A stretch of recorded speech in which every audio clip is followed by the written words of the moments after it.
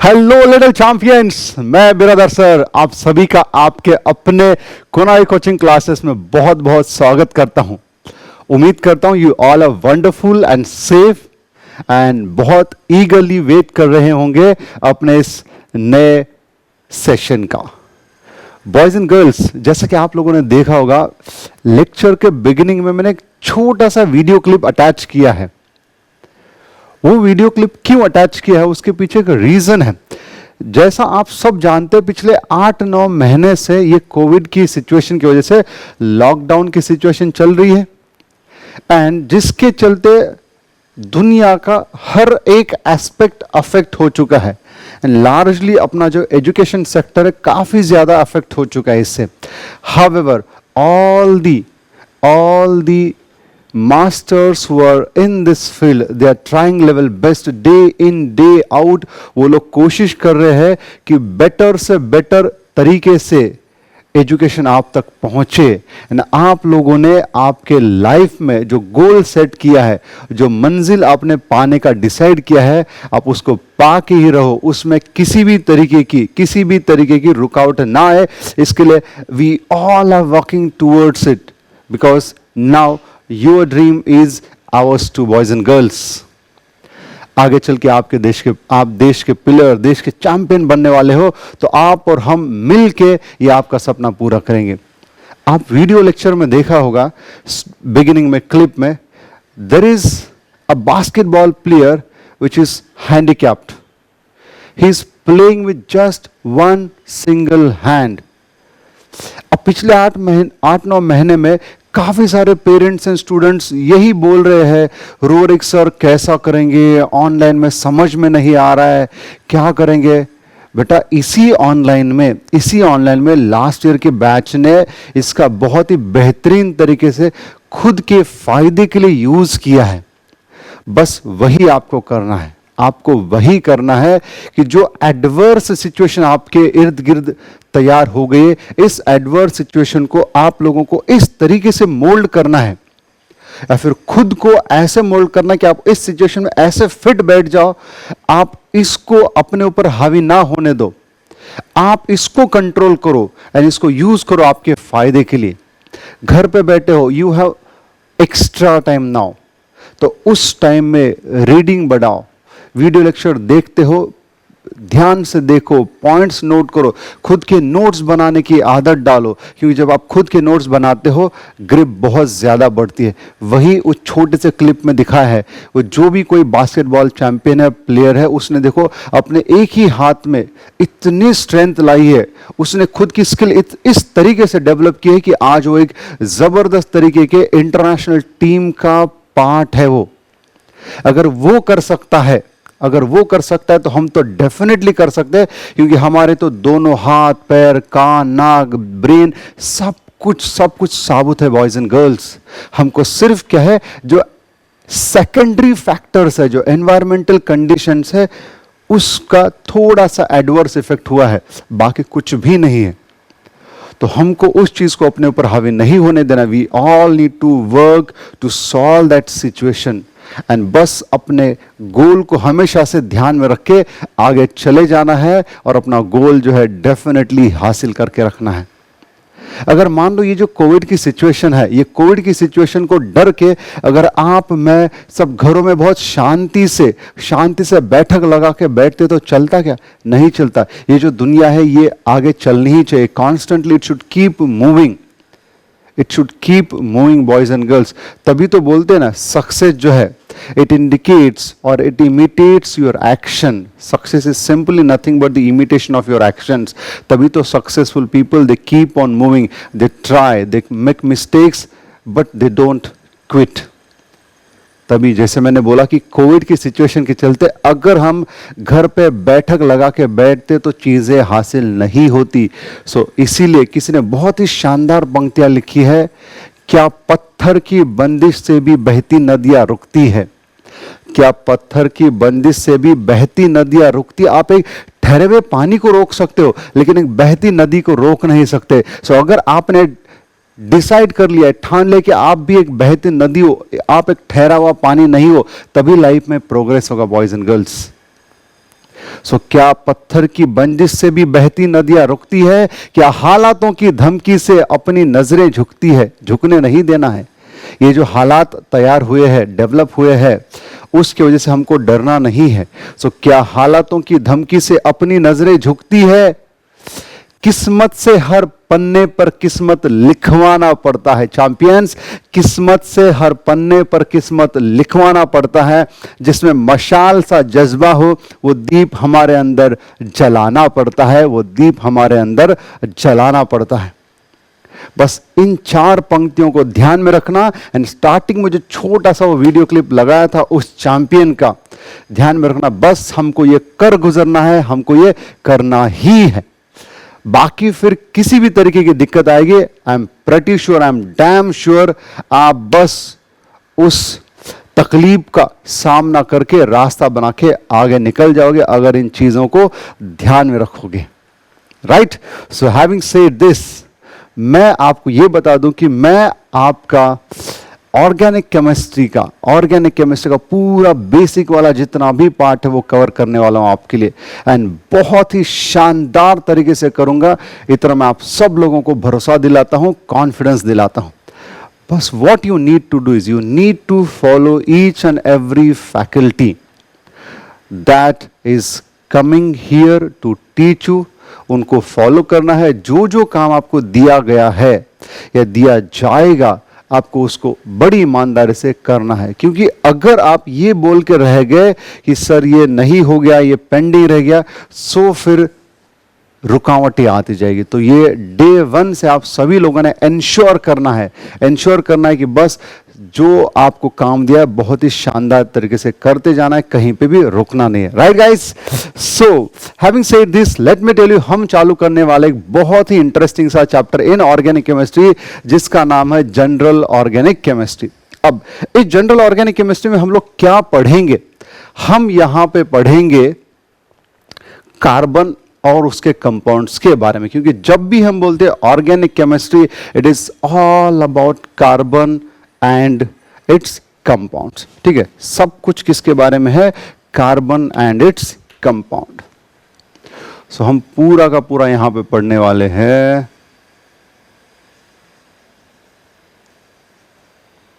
Carbon and it's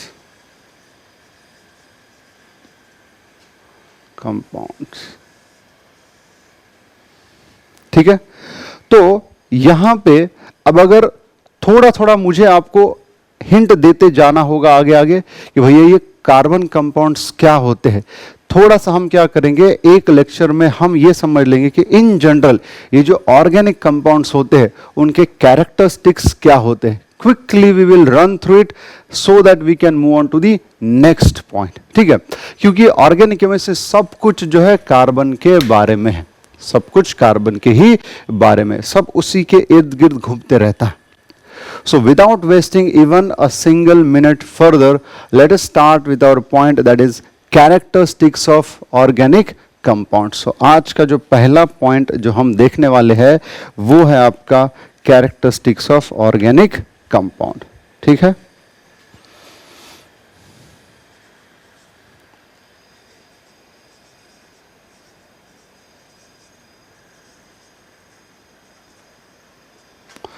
Characteristics of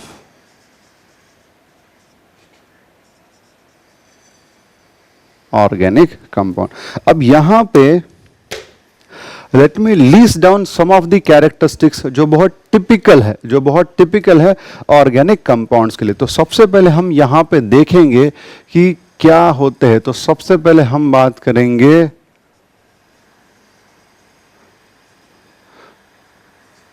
composition of organic compound, फिर हम बात करेंगे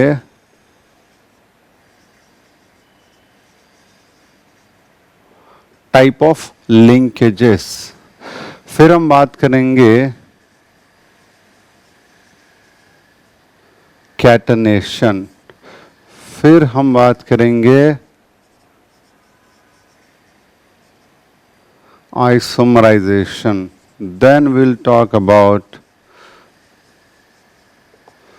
solubility, then we will talk about boiling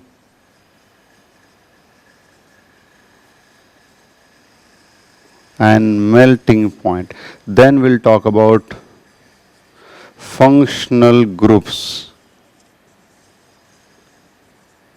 है ना. Then will talk about functional groups. So पहले इन 7 पॉइंट को देखते, फिर इसके बाद में एक दो छोटे छोटे पॉइंट्स हैं उनकी बात करेंगे. ठीक है.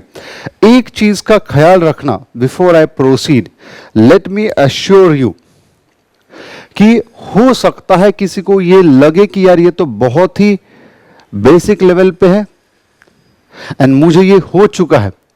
सो प्लीज ट्रस्ट मी, अगर आप इस तरीके की सोच रख के खुद को अगर थोड़ा सा फ्लो से साइडलाइन करते हो तो गड़बड़ हो सकती है.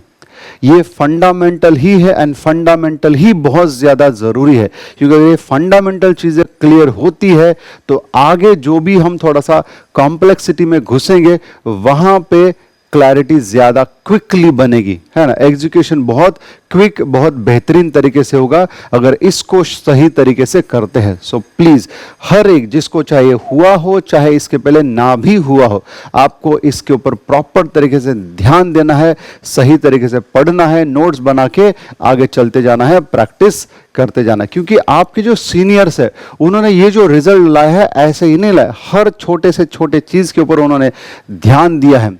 एज यू ऑल नो, अगर हम जेई की बात करते हैं अपने इंस्टीट्यूट की, तो जेई के अपने पहले ही बैच ने एकदम धमाकेदार रिजल्ट लाके इंडिया के टॉप आईआईटीज में एंट्री मिला लिया है. एंड अगर हम नीट की भी बात करते हैं अपने इंस्टीट्यूट की, तो नीट सेंटर से अपने कई सारे बच्चे एम्स जैसे इंस्टीट्यूट में नंबर लगा चुके हैं, वहां पे पढ़ रहे हैं, पढ़ चुके हैं एंड फिर कई सारे अपने इंडिया के टॉप के मेडिकल कॉलेजेस में भी पढ़ चुके हैं या उसका हिस्सा रह चुके हैं, अभी भी हिस्सा है. सो इसके लिए हर बेसिक से बेसिक चीज पे आप लोगों को ध्यान देना, क्योंकि कड़ियां जुड़ के ही आगे चेन बनती है. ठीक है. So let us start. So characteristics of organic compound में सबसे पहला पॉइंट हम पढ़ने वाले हैं बेटा, वो है आपका कंपोजिशन ऑफ ऑर्गेनिक कंपाउंड्स. सो ये जो आपका कंपोजिशन ऑफ ऑर्गेनिक कंपाउंड है, सो एक चीज ध्यान रखना, इसमें ऑर्गेनिक कंपाउंड्स में carbon is the main element. ठीक है ना. क्या है, यहां पे क्विकली लिखता हूं, कार्बन जो है is main element along with the other elements like hydrogen हो सकता है, नाइट्रोजन हो सकता है, ऑक्सीजन हो सकता है, लेकिन कार्बन क्या आपका मेन एलिमेंट है. So carbon is main element along with some other elements like hydrogen है, नाइट्रोजन है, ऑक्सीजन है. ठीक है. कई सारे जगह पे आपका इवन फॉस्फोरस भी है. ठीक है. लेकिन वो कम होता है. मेन एलिमेंट कौन होता है आपका, कार्बन ही होता है. ठीक है. ये इस तरीके से, राइट. ओके.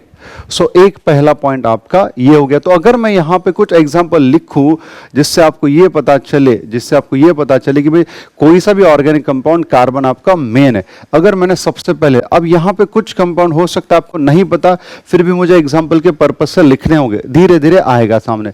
सो ये होता है मीथेन, अल्केन, जिसमें कार्बन आपका मेन एलिमेंट है. ठीक है. अगर ये मैंने लिखा यहां पे, ये तो सभी को पता है, दिस इज योर बेंजीन. क्या है ये आपका C6H6, this is your benzene. इसमें भी आपका कार्बन है. अगर फिर मैं बात करता हूं ग्लूकोज, ग्लूकोज जो हम सब लोग खाते हैं, है ना, ग्लूकोज जो हम सब लोग खाते हैं, उस ग्लूकोज में भी, है ना, उस ग्लूकोज में भी अगर आप ध्यान से देखो तो आपका मेन एलिमेंट कार्बन है along with hydrogen and oxygen atom. फिर इसके बाद में आपको ये वाला कंपाउंड पता है, देखो, you all know this, that is acetic acid. अब एसिटिक एसिड में कार्बन भी है, साथ में हाइड्रोजन भी है, साथ में ऑक्सीजन भी है. फिर आपको ये भी पता है, ये आपका है इथिलीन. इस इथिलीन का ही तो पॉलीमराइजेशन करके हम कई सारे कंपाउंड्स बनाते हैं, जिसमें से एक कंपाउंड आप सब जानते हो, पॉलीथीन बैग्स. वो किससे बनाते हैं, इस इथीन का पॉलीमराइजेशन करके ही बनाते हैं. ठीक. तो देखो, कार्बन है, हाइड्रोजन है, ऑक्सीजन है, और कुछ दूसरे कंपाउंड होते हैं, जैसे कि अगर मैंने यहां पे ये ऐसा लिखा, मैंने लिखा CH3NH2, इसको बोलते हैं अमाइन. क्या है ये आपका अमाइन. इस अमाइन में कार्बन है, नाइट्रोजन है, हाइड्रोजन है, जैसा बोला गया है. ठीक है। तो ये इस तरीके से आप लोगों ने ये नाम सुना होगा कई बार, ईथर, है ना, क्या सुना होगा आपने, ईथर। ये है आपका ईथर, कार्बन भी है, ऑक्सीजन भी है, हाइड्रोजन भी है। फिर आप लोगों ने मूवी में कई बार देखा होगा, हीरोइंस को भगा के लेके जाने के लिए क्लोरोफॉर्म सुंघाते हैं, देखो, ठीक है। सो क्लोरोफॉर्म क्या है, ये रहा आपका CH Cl3, एक कार्बन एक हाइड्रोजन 3 क्लोरीन, सो ये आपका क्लोरोफॉर्म भी एक ऑर्गेनिक कंपाउंड है, इसमें कार्बन आपका मेन एलिमेंट है, ठीक है। तो यहां पे मैंने एक आइडिया दिया आपको कि ऑर्गेनिक कंपाउंड का कंपोजिशन में कार्बन एक मेन एलिमेंट है which may present with some other element, ठीक। फिर इसके बाद में हम चलते हैं सेकेंड पॉइंट की तरफ, जो कि आपका टाइप ऑफ लिंकेज, जो की है आपका type of linkage. Now what do we mean by type of linkage. अब यहां पे आप लोगों ने 10वीं तक ये थोड़ा बहुत सीखा है। अब चूंकि मैं फाउंडेशन बैचेस को भी पढ़ाता हूं तो आई नो दैट कि भैया 10वीं तक ये पार्ट आपको हो चुका है कि भाई कौन सा बॉन्ड आयोनिक होता है, कौन सा बॉन्ड कोवैलेंट होता है। तो अब यहां पे अगर हम बात करते हैं कार्बन की, जो आपका कार्बन है, ये जो आपका कार्बन है, कार्बन क्या करता है, जब दूसरे एलिमेंट्स के साथ बॉन्ड बनाता है तो ये इलेक्ट्रॉन शेयर करके बॉन्ड बनाता है। क्या करता है, इलेक्ट्रॉन शेयर करके। यू ऑल नो दैट कि कार्बन का जो आउटर मोस्ट शेल है, जो कि कौन सा शेल है, सेकेंड शेल है, ठीक है। सो कार्बन के आउटर मोस्ट शेल में ऐसे 4 अनपेयर्ड इलेक्ट्रॉन होते हैं, 4 अनपेयर्ड इलेक्ट्रॉन होते हैं। अब कार्बन क्या करता है, इन 4 अनपेयर्ड इलेक्ट्रॉन को किन्हीं दूसरे एटम के साथ शेयर करके क्या बनाता है, बॉन्ड बनाता है। एग्जाम्पल के तौर पे अगर मैंने ये ऐसा लिखा यहां पे, if I right it here like this, ये मैंने यहां पे लिया ऐसे हाइड्रोजन, ठीक है। ये ऊपर वाले को फिलहाल के लिए मैं मिटाता हूं इसको।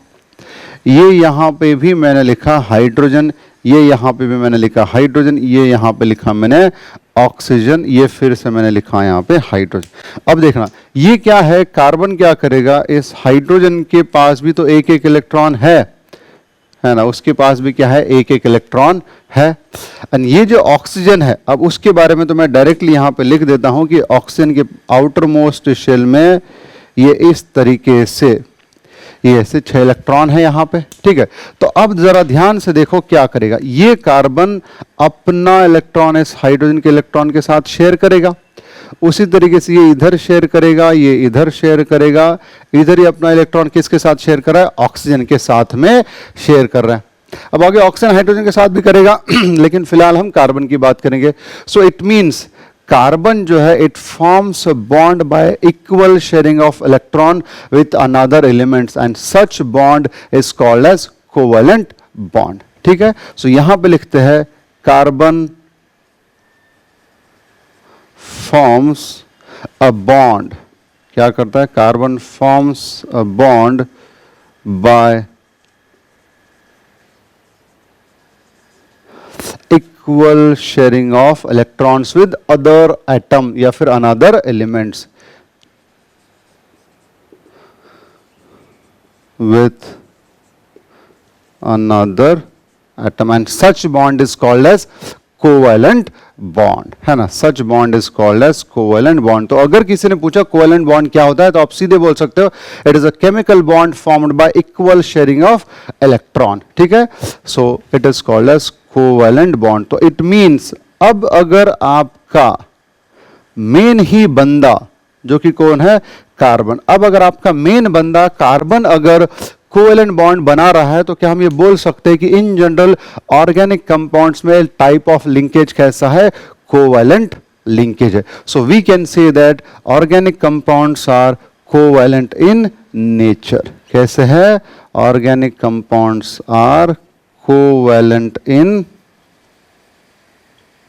नेचर। क्लियर है भाई। सो ये हो गया आपका सेकेंड पॉइंट। अब चलते थर्ड पॉइंट की तरफ।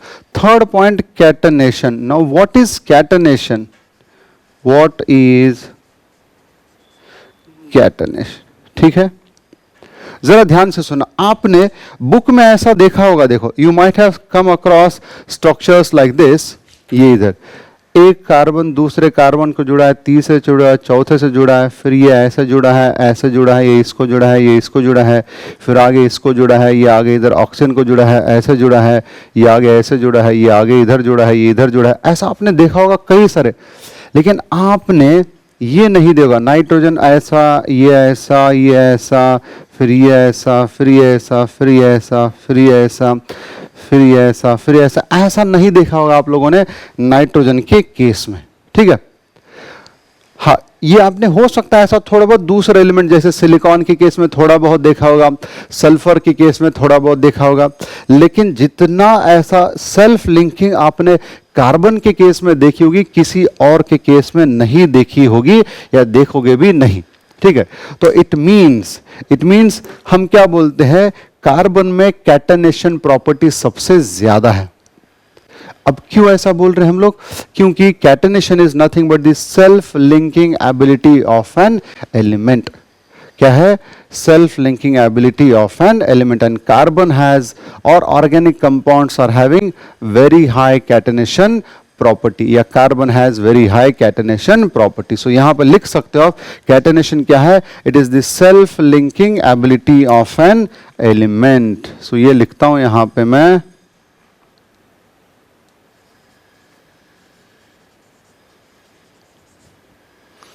this is self-linking ability of an element. Self-linking ability of an element.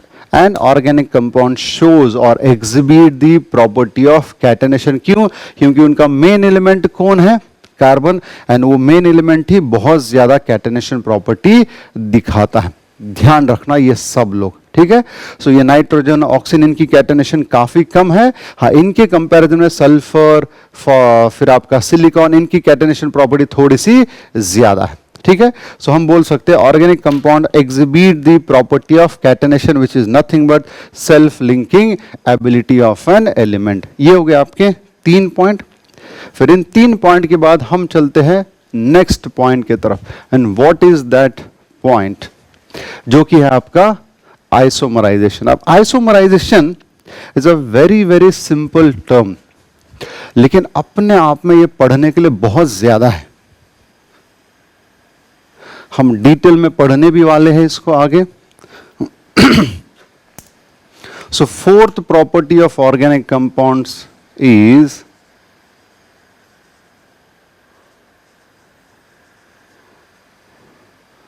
Isomerisation.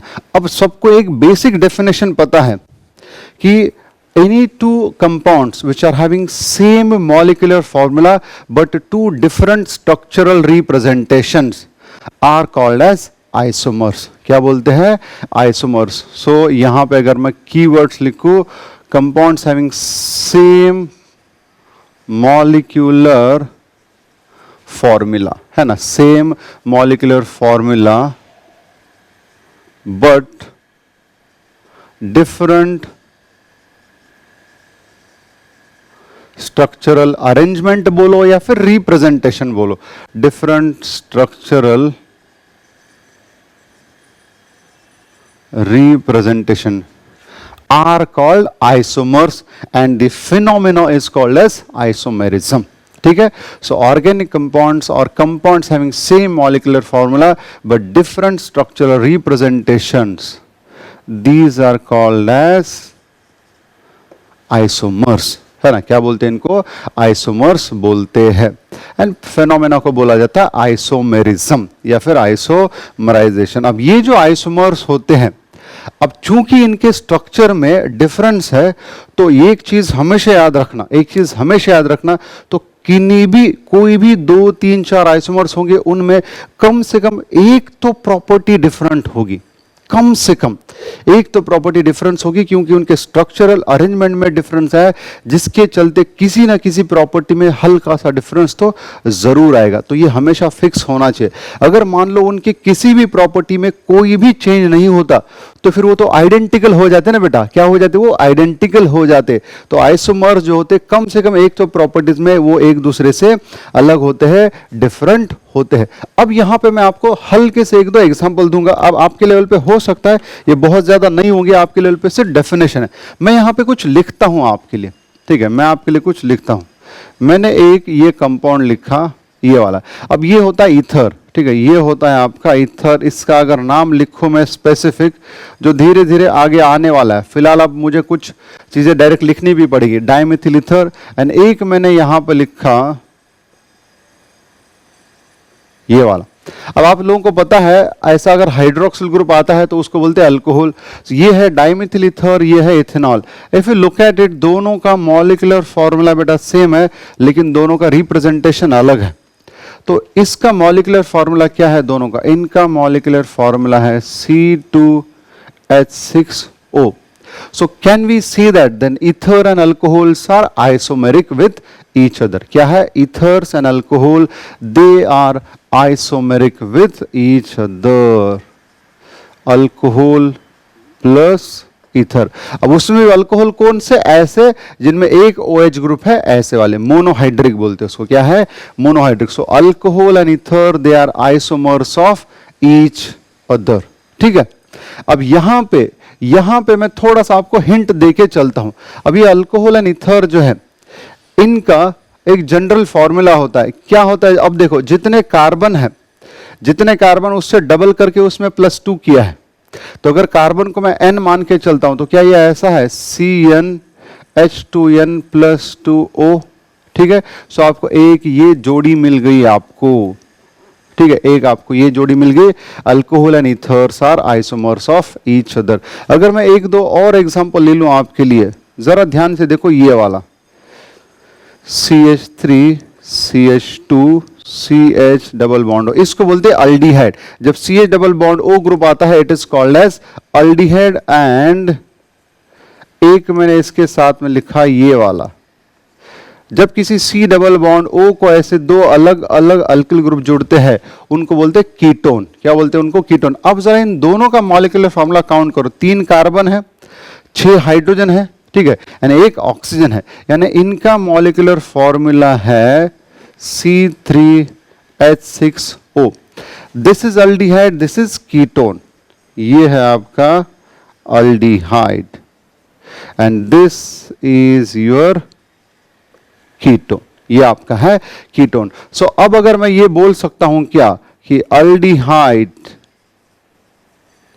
And ketone, aldehyde and ketone they are isomers of each other. क्या है? They are also. अच्छा, जैसे इसका general formula बनाया था मैंने, क्या आप इसका बना सकते हो? देखो, जितने हाइड्रोजन है उसके डबल यहां पे, जितने कार्बन है उसके डबल हाइड्रोजन है।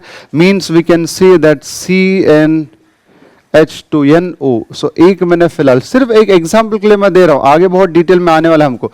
सो ये एक मैंने जोड़ीदार बताया आपको, अल्डिहाइड कीटोन भी एक आइसोमर की जोड़ी है। अगर मैं यहां पे एक ऐसा लिखता हूं, हो सकता है कुछ कंपाउंड फिलहाल आपको नहीं पता, धीरे धीरे आने वाले हैं आगे, क्योंकि प्लान कर रखा है वैसे।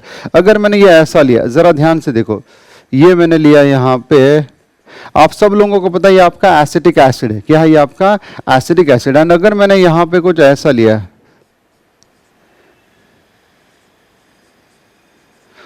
जरा दोनों का फॉर्मूला काउंट करो। 2 कार्बन है, 4 हाइड्रोजन और 2 ऑक्सीजन है।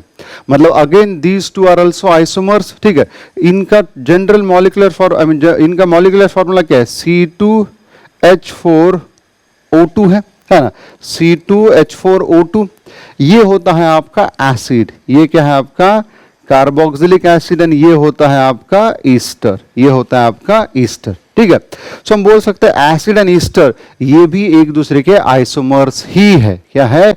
ये भी एक दूसरे के आइसोमर्स ही है, एसिड एंड ईस्टर। क्या बनाओगे जनरल फॉर्मूला? CnH2nOn, ठीक है ना। सो ये बन गया आपका CnH2nO2। ऐसा भी लिख के छोड़ सकते हो आप लोग। सो ये बन जाएगा क्या आपका acid and ester. So just to give you an idea कि भैया आइसोमर्स इस तरीके से होते हैं। इसमें मैंने आपको 3 एग्जांपल भी बता दे, ether, alcohol, aldehyde, ketone, acid and esters, these are isomers of each other, यानी आइसोमेरिक पेयर्स है। सो अब ऐसे बहुत सारे हैं, आगे चल के आगे बहुत सारे ऑर्गेनिक कंपाउंड है जो आइसोमेरिज्म का फिनोमेना शो करते हैं, एग्जिबिट करते हैं। Therefore we say organic compounds exhibit the phenomena of isomerism। अगर मैं आपको सिर्फ नाम दे दूं कुछ, अगर मैं आपको सिर्फ नाम दे दूं यहां पे, एक हम बोल सकते हैं साइनाइड्स एंड आइसोसाइनाइड्स, ये भी एक आइसोमर की जोड़ी है, ठीक है। फिर इसके बाद में हम ये भी बोल सकते हैं कि अल्कीन एंड साइक्लोअल्कीन, ये भी एक आइसोमर की जोड़ी है, ये भी क्या है, आइसोमर्स की जोड़ी है। फिर उसी तरीके से अल्काइन एंड साइक्लोअल्कीन एंड साइक्लो, ये भी एक आइसोमर्स की जोड़ी है। ऐसे बहुत सारे आएंगे बेटा, आगे बहुत सारे आएंगे, ठीक है। सो ये सिर्फ आपको एग्जांपल देने के लिए था कि organic compound exhibit the phenomena of isomerism या फिर आइसोमराइजेशन। नेक्स्ट पॉइंट की तरफ चलते हैं एंड वो है आपका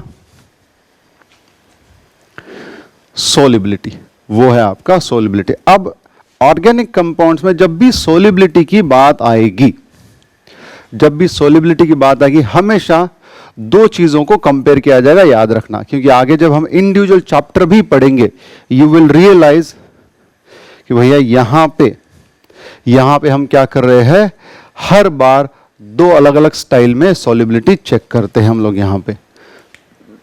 तो ये आपका पॉइंट नंबर 5 है,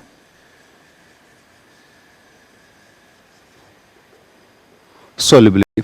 तो अब जरा ध्यान से देखना यहां पे, अब ये जो अपने ऑर्गेनिक कंपाउंड्स होते हैं, अब ये जो ऑर्गेनिक कंपाउंड्स होते हैं, जैसे जिसमें लार्जली समझो ये आपका कार्बन कार्बन बॉन्ड है या फिर कार्बन हाइड्रोजन का बॉन्ड है। अब आप लोगों ने इलेक्ट्रोनेगेटिविटी नाम का एक टर्म भी सीखा है ना, आप लोगों ने 10वीं तक एक टर्म सीखा है जिसको हम बोलते हैं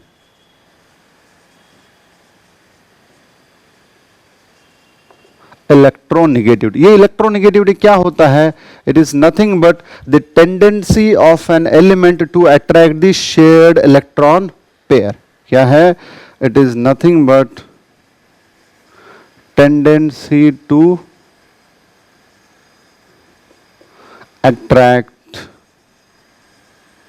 शेयर्ड इलेक्ट्रॉन पेयर। इसका मतलब अब इन दोनों में ये जो बॉन्ड बना है इलेक्ट्रॉन शेयर करके, अब ये जो एक जोड़ी है इलेक्ट्रॉन की, यानी पूरा बॉन्ड है, ये अपने तरफ खींचेगा कि ये अपने तरफ खींचेगा, उस टेंडेंसी को बोला जाता है इलेक्ट्रोनेगेटिविटी। उसी तरीके से यहां पे सो ये देखा गया है कि ऑर्गेनिक कंपाउंड्स में लार्जली जब carbon carbon and carbon hydrogen में बॉन्ड बनते हैं, तो चूंकि इनमें कोई इलेक्ट्रोनेगेटिविटी का डिफरेंस है ही नहीं, एंड यहां पर इलेक्ट्रोनेगेटिविटी का डिफरेंस बहुत ही स्मॉल है, क्योंकि कार्बन की इलेक्ट्रोनेगेटिविटी है 2.5, हाइड्रोजन की इलेक्ट्रोनेगेटिविटी है 2.1। ये 10वीं तक हो रखा है आपको, ठीक है। नहीं भी हो तो मैंने यहां पे बताया, आप ध्यान रखना, इलेक्ट्रोनेगेटिविटी है tendency to attract the shared electron pair, and carbon की इलेक्ट्रोनेगेटिविटी है 2.5 एंड हाइड्रोजन की 2.1। तो इन दोनों के बीच का डिफरेंस बहुत कम है। अब अगर डिफरेंस बहुत कम है तो इसका मतलब है कार्बन इफेक्टिवली हाइड्रोजन के इलेक्ट्रॉन अपने तरफ नहीं खींचेगा। इन जनरल पता है क्या होता है, जिसकी इलेक्ट्रोनेगेटिविटी ज्यादा होती है, जिसकी इलेक्ट्रोनेगेटिविटी ज्यादा होती है वो दूसरे के इलेक्ट्रॉन अपने तरफ खींचता है। एग्जाम्पल के तौर पे फ्लोरीन की इलेक्ट्रोनेगेटिविटी है 4, कार्बन की इलेक्ट्रोनेगेटिविटी है 2.5। तो यहां पे फ्लोरीन कार्बन के इलेक्ट्रॉन छीनने की कोशिश करता है। अब अगर इलेक्ट्रॉन इसके तरफ जा रहे हैं तो जाहिर सी बात है इसके ऊपर चार्ज कैसे आना चाहिए, निगेटिव, क्योंकि हम इलेक्ट्रॉन को निगेटिव साइन से दिखाते हैं। एंड अगर इसके इलेक्ट्रॉन इसके तरफ जा रहे हैं तो निगेटिव जा रहा है, मतलब पॉजिटिव बढ़ता है। क्या होता है, पॉजिटिव बढ़ता है, याद आ रहा है आपको, ठीक है। सो ये यहां पे क्या होता है, ये यहां पे फिर आएगा पॉजिटिव। तो किसी कंपाउंड में जब प्लस और माइनस डेवलप होते हैं, इसका मतलब होता है कि वहां पे पोलैरिटी डेवलप हो रही है, पोल्स तैयार हो रहे हैं। क्या हो रहे हैं वहां पे, पोल्स तैयार हो रहे हैं। तो वो तब होते हैं जब अच्छा खासा इलेक्ट्रोनेगेटिविटी का डिफरेंस होता है। लेकिन भैया यहां पे तो इलेक्ट्रोनेगेटिव डिफरेंस बहुत कम है, मतलब पोलैरिटी डेवलप नहीं होगी। देयरफॉर, एंड ऊपर से मैंने थोड़ी देर पहले बोला था आपको, ये लिंकेज कैसा है, कोवैलेंट है ना, कैसा है, कोवैलेंट है। एंड एक आपने सीखा आयोनिक, जो आयोनिक होता है उसमें तो सीधा सीधा प्लस और माइनस दो अपोजिट पोल होते हैं। इन जनरल ये जो ऑर्गेनिक कंपाउंड्स है, कोवैलेंट नेचर होने की वजह से, in general I am saying largely they are non polar in nature. So electronegativity difference कम है, एक दूसरे के इलेक्ट्रॉन छीनेंगे नहीं। Therefore largely organic compounds are non polar. Now if they are non polar, तो मुझे बताओ ये पानी में आसानी से डिसॉल्व होंगे क्या? ये पानी में डिसॉल्व नहीं होंगे। कि पानी में डिसॉल्व होने के लिए कुछ तो पोलैरिटी चाहिए। क्या होगा? कुछ तो पोलैरिटी चाहिए, क्योंकि जो आपका वाटर मॉलिक्यूल है, उस वाटर मॉलिक्यूल में भी तो ऐसा है बच्चा, इसके ऊपर माइनस है तो इसके ऊपर क्या है, प्लस है।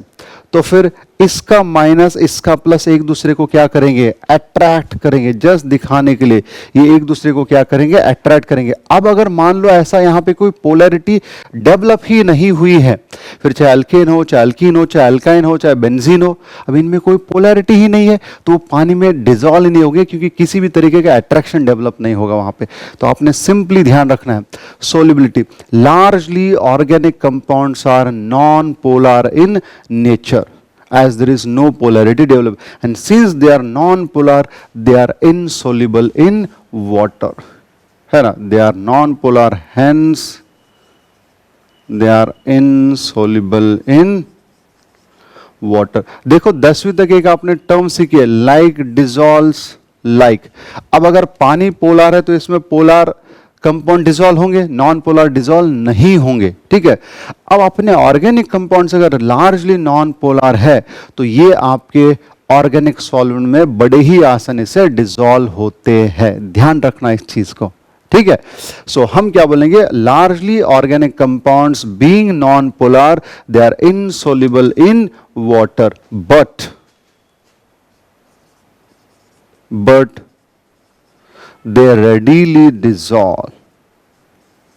क्या होता है, they readily dissolve in organic solvent. क्योंकि अब ऑर्गेनिक कंपाउंड खुद नॉन पोलर है, मतलब सॉल्वेंट भी क्या होंगे आपके, नॉन पोलर होंगे। सॉल्वेंट भी क्या होंगे आपके, नॉन पोलर होंगे।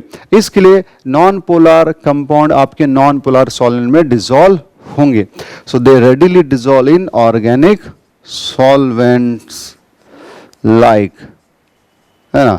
तो कौन से ऑर्गेनिक सॉल्वेंट में ज्यादा आसानी से डिसॉल्व हो जाएंगे, वो रहेंगे आपके ईथर, ठीक है, फिर आपके बेंजीन, फिर आपके हेक्सेन, फिर आपका CCl4, फिर आपका क्लोरोफॉर्म, ठीक, फिर कार्बन डाइसल्फाइड। ये इस तरीके के ऑर्गेनिक सॉल्वेंट में, इवन अल्कोहल में भी डिसॉल्व होते हैं, ठीक है ना, अल्कोहल। तो इस तरीके के ऑर्गेनिक सॉल्वेंट में आपके ऑर्गेनिक कंपाउंड आसानी से डिसॉल्व होते हैं, लेकिन पानी में सभी ऑर्गेनिक कंपाउंड आसानी से डिसॉल्व नहीं होंगे। लेकिन एक पॉइंट ये भी आपको बता दूं, मार्क करके रखना, there are certain organic compound, ये मैंने कहा largely organic compounds being non-polar, insoluble in water, but since they are organic, non-polar, dissolve in various organic solid। लेकिन वहां पे कुछ ऑर्गेनिक कंपाउंड ऐसे भी है, जैसे कि मान लो अल्कोहल, ठीक है, ये मैंने लिया अल्कोहल CH3OH। अब अल्कोहल में कार्बन एंड ऑक्सीजन में बॉन्ड है, तो इनमें इलेक्ट्रोनेगेटिविटी का डिफरेंस है, तो ये रहेगा आपका माइनस, ये रहेगा आपका प्लस। सिमिलरली अगर हम कार्बोक्सिलिक एसिड की बात करते हैं, तो कार्बोक्सिलिक एसिड में भी ये देखो, ये कार्बन होगा प्लस, ये होगा माइनस, ये होगा प्लस। तो there are certain organic compounds जिनमें पोलैरिटी है। किस वजह से? इलेक्ट्रोनेगेटिविटी डिफरेंस के वजह से। And the lower member of such organic compounds dissolve fairly in water. ठीक है, तो आपको यह भी नोट करके रखना होगा कि some organic compounds like alcohol, कौन से? Some organic compounds like alcohol, carboxylic acids, है ना, अमाइंस, जस्ट एक 2-3 एग्जांपल दिए, इनके लोअर मेंबर्स पानी में आसानी से डिसॉल्व होते हैं। Alcohol, acid, amines,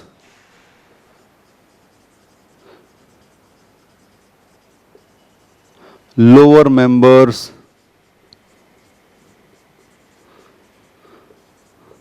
dissolve fairly in water. But higher members क्यों डिसॉल्व नहीं होते, अगर किसी ने पूछा, तो हायर मेंबर में क्या होता जाएगा? हायर मेंबर में ये वाला पार्ट बढ़ता जाएगा जो कि बहुत ज्यादा नॉन पोलर है, क्योंकि मैंने क्या बोला, ऑर्गेनिक कंपाउंड्स है जनरली नॉन पोलर। तो ये वाला कार्बन का पार्ट जैसे से बढ़ेगा, नॉन पोलर पार्ट बढ़ रहा है, नॉन पोलर पार्ट बढ़ेगा तो पानी में सॉल्युबिलिटी कम हो जाएगी, ध्यान रखना। ठीक, तो कोई पूछे ऑर्गेनिक कंपाउंड्स की सॉल्युबिलिटी के बारे में, तो आप बोल देना in general they are non polar, insoluble in water but dissolves in organic solvent. लेकिन certain organic compounds like alcohol, acid, amines, amides, इनके लोअर मेंबर पानी में डिसॉल्व होते हैं क्योंकि उनमें पोलैरिटी है। ठीक है, अब सॉल्युबिलिटी के बाद में नेक्स्ट पॉइंट की तरफ चलते हैं जो कि है आपका बॉइलिंग पॉइंट। अब आपको यह पता है बॉइलिंग पॉइंट बेसिकली क्या है। ठीक है, अब यहां पे बहुत सीधा सीधा सोचना है, सीधा सीधा सोचना है। अब ये नहीं सोचना है कि एक्चुअल वेपर प्रेशर पे, फिर आपका एक्सटर्नल प्रेशर क्या है, ये नहीं सोचना है। बॉइलिंग एंड मेल्टिंग पॉइंट बहुत सीधा सीधा। अब जरा ध्यान से देखो, पॉइंट नंबर 6 की बात करते हैं, जिसको शॉर्ट में लिखता हूं boiling point and melting point. अब कोई लिक्विड लिया तो उसको बॉयल करेंगे तो उसको वेपर फॉर्म में कन्वर्ट कर रहे हैं हम लोग, क्या कर रहे हैं, उसको लिक्विड से वेपर फॉर्म में कन्वर्ट कर रहे हैं। एंड किसी सॉलिड को हम क्या कर रहे हैं, लिक्विड फॉर्म में कन्वर्ट कर रहे हैं। अब अगर मैंने वाटर लिया, वाटर को मैंने वेपराइज किया, तो लिक्विड फॉर्म में भी वो वाटर ही है केमिकली, एंड वेपर फॉर्म में भी वो वाटर ही है केमिकली, है कि नहीं। तो सिर्फ हम जब बॉयल करते हैं या मेल्ट करते हैं तो क्या करते हैं, उनके बीच का इंटरमॉलिक्यूलर डिस्टेंस बढ़ा रहे, मॉलिक्यूल का बॉन्ड नहीं तोड़ते, दो एटम के बीच का बॉन्ड नहीं तोड़ते हम लोग। ठीक है, तो it is simply boiling point, melting point is simply nothing but the energy that is required to convert a liquid into vapor or to convert a solid into liquid, and that energy is expressed in terms of temperature. On a temperature scale, simple definition, simple, क्योंकि अपने को एक trend लेना है यहाँ पे। So boiling and melting point को हम इस तरीके से डिफाइन करेंगे, it is simply nothing but the amount of energy that is required to convert a liquid into vapour और a solid into liquid, and it is express in terms of temperature in a temperature scale. अब किन्हीं भी दो molecules में या जितने भी molecule दे, अगर उनके अंदर इंटरमॉलिक्यूलर फोर्सेस बहुत स्ट्रांग है, मान लो ये मैंने ऐसे बहुत सारे ऐसे अल्केन के मॉलिक्यूल ऐसे एक दूसरे के बाजू बाजू में लिखे, ठीक है, ये ऐसे मैंने दिखाया यहाँ पे, एंड दूसरे साइड में समझो मैंने ये लिया ऐसा Na+Cl-, मतलब सोडियम क्लोराइड के क्रिस्टल लिए हम लोगों ने, सोडियम क्लोराइड के क्या लिए, क्रिस्टल लिए। अब हमको पता है कि यहाँ पे बहुत ही स्ट्रॉन्ग इलेक्ट्रोस्टैटिक अट्रैक्शन है, क्योंकि ये है आपका आयोनिक, क्या है ये आपका आयोनिक है कि नहीं। वेयरएज अगर ये मैं बात कर रहा हूं कि ये कोई पर्टिकुलर हाइड्रोकार्बन है, यानी ये आपका अल्केन या फिर अल्कीन अगर इस तरीके से है, इस तरीके से है, तो वहां पे अभी मैंने बोला बॉन्ड कौन सा है, कोवेलेंट। अब कोवेलेंट बॉन्ड आयोनिक बॉन्ड के कंपैरिजन में वीक होता है, क्या होता है, कोवेलेंट बॉन्ड आयनिक बॉन्ड के कंपैरिजन में वीक होता है। सो यहां पे जरा ध्यान से रखना, यहां पे जो electrostatic attraction, intermolecular force of attraction weak है, जिसकी वजह से यहां पे इन जनरल हमको बहुत थोड़ी सी एनर्जी लगती है इनको एक दूसरे से दूर करने के लिए, मतलब इनको एक लिक्विड को वेपर में कन्वर्ट करने के लिए बहुत कम एनर्जी लगती है, क्योंकि इनके बीच में इंटरमॉलिक्यूलर फोर्स ऑफ अट्रैक्शन कैसा है, वीक है। सो यहां पे हम लिख सकते हैं ऑर्गेनिक कंपाउंड में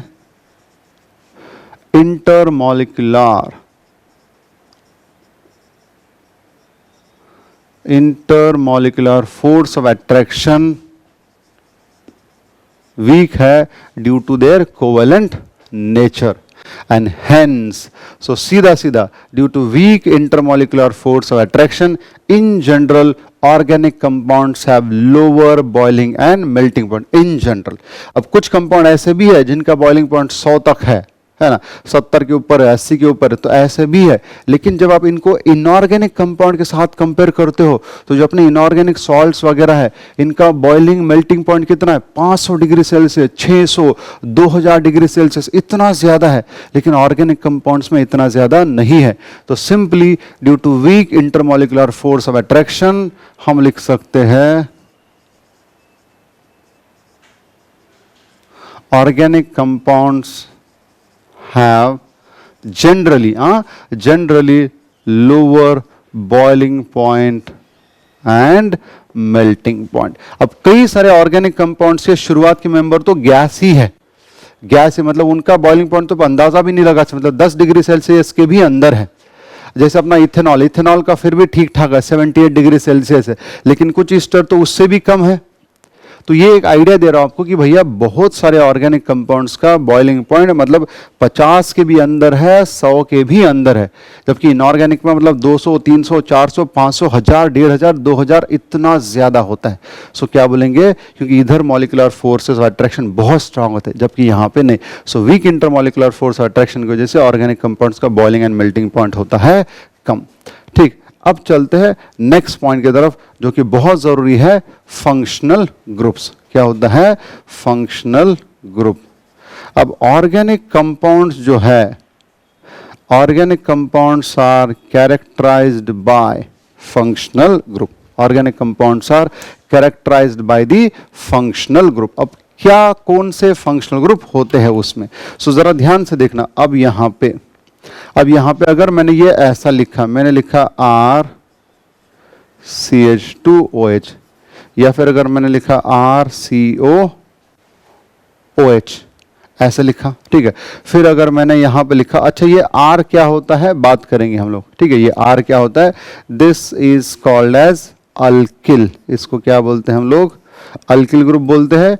कैसे बनता है, क्या बनता है, हम लोग इसकी बात करेंगे आगे चल के, ठीक। सो जरा ध्यान से देखेंगे सब लोग। सो ये मैंने लिखा OH, ये इस तरीके से। फिर अगर मैंने यहाँ पे लिखा मान लो ऐसे CH3CH डबल बॉन्ड O, फिर अगर मैंने लिखा CH3CN, तो हमको क्या होता है कि इनसे एकदम क्लियर कट पता चलता है कि दिया हुआ कंपाउंड किस क्लास का है, किस क्लास का है, इससे क्लियरली पता चलता है। सो ऑर्गेनिक कंपाउंड्स में जनरली दो पार्ट्स होते हैं, एक होता है आपका हाइड्रोकार्बन पार्ट एंड दूसरा होता है आपका फंक्शनल ग्रुप। दूसरा क्या होता है आपका फंक्शनल ग्रुप। अब ये जो फंक्शनल ग्रुप है, जनरली ये फंक्शनल ग्रुप जो है, it is the active part of an organic compound. क्या होता है ये आपका, it is active part of an organic compound. फिर largely functional group is responsible for the chemical reactions और chemical properties। कुछ physical properties में भी इसका रोल आता है, लेकिन largely functional group जो है, it is responsible for chemical properties, या फिर ऐसा लिखते हैं chemical reactions। So function group जो है एक आपका एक्टिव पार्ट है and it is largely responsible for the chemical reactions of an organic compound। And फिर इस फंक्शन ग्रुप के बेसिस पे हम उसका क्लास डिसाइड करते हैं। जैसे ही OH आता है हम बोलते हैं इसको alcohol, we call it alcohol. जैसे COOH आता है we call it carboxylic acid. जैसे CH डबल बॉन्ड O आता है उसको हम बोलते हैं अल्डिहाइड, है ना, उसको हम बोलते हैं अल्डिहाइड। जैसे अल्किल के साथ में यानी ऑर्गेनिक कंपाउंड में हाइड्रोकार्बन के साथ में साइनाइड आता है, वी कॉल इट साइनाइड।